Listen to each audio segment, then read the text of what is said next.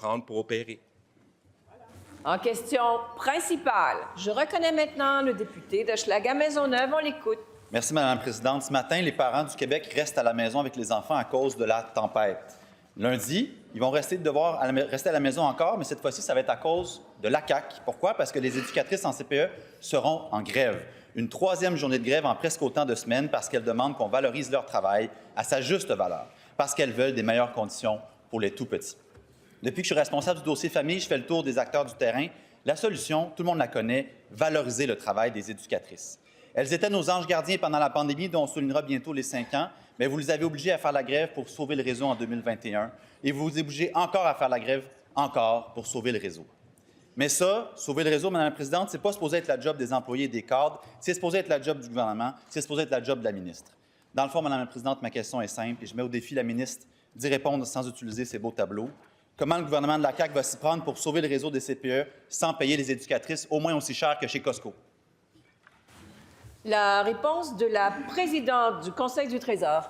Oui, alors merci, Madame la Présidente. Je pense qu'on va commencer par rectifier que le gouvernement n'oblige personne à faire la grève. Ça demeure le choix d'un syndicat. D'ailleurs, le seul syndicat sur 3 présentement qui n'a pas réglé avec le gouvernement pour les CPE. On a eu d'ailleurs une belle entente qui a été entérinée avec une très forte majorité avec un des autres syndicats qui représente les éducatrices dans le réseau. Donc, jusqu'à maintenant, comme je le dis, on a des ententes avec tous les syndicats qui étaient prêts à régler avec nous, la CSQ, la FTQ. On est prêt à régler avec la CSN, parce que c'est de la CSN dont il s'agit. Et on va trouver, comme on a fait avec les 2 syndicats, et je rappelle que ça a été entériné avec de très fortes majorités, sinon à l'unanimité dans un des cas, on va trouver des solutions parce que ce qu'on va mettre de l'avant, c'est plus d'accès pour nos enfants, plus d'accès pour nos parents, parce que, comme dans toutes les décisions du gouvernement, ce qui nous guide, c'est le meilleur intérêt des Québécois, Madame la Présidente. Première complémentaire. 80 des CPE seront en grève lundi, Madame la Présidente. La ministre est aussi bien que moi que le DEC en éducation à la petite enfance, c'est un de ceux qui est le moins bien rémunéré une fois diplômé. Ce n'est pas pour rien que les inscriptions sont en chute libre. Puis en plus, la CAQ vient de leur retirer un des derniers incitatifs à choisir cette carrière-là, les bourses perspectives. Le taux de rétention est dans le réseau est mauvais, le taux de diplomation est mauvais, Costco offre des meilleurs salaires. Est-ce que le gouvernement va offrir des salaires au moins aussi bons que chez Costco? La réponse de la présidente du Conseil du Trésor. Oui.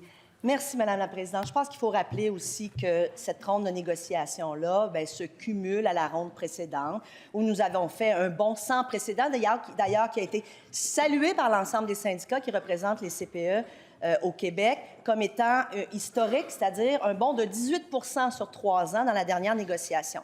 Dans cette négociation ici, il y a quand même 2 autres syndicats qui ont l'intérêt à cœur de leurs éducatrices, qui ont jugé que les pourparlers avec le gouvernement étaient raisonnables et faisaient avancer le travail des éducatrices. Et pour nous, on doit accroître la force de travail, on doit avoir une flexibilité dans les horaires de travail, on doit être capable de servir les enfants et servir les parents, parce que c'est ici l'intérêt qu'on a de ce côté-ci de la Chambre. Et on va continuer dans ce sens-là et on va trouver un terrain d'entente avec la CS. Deuxième complémentaire.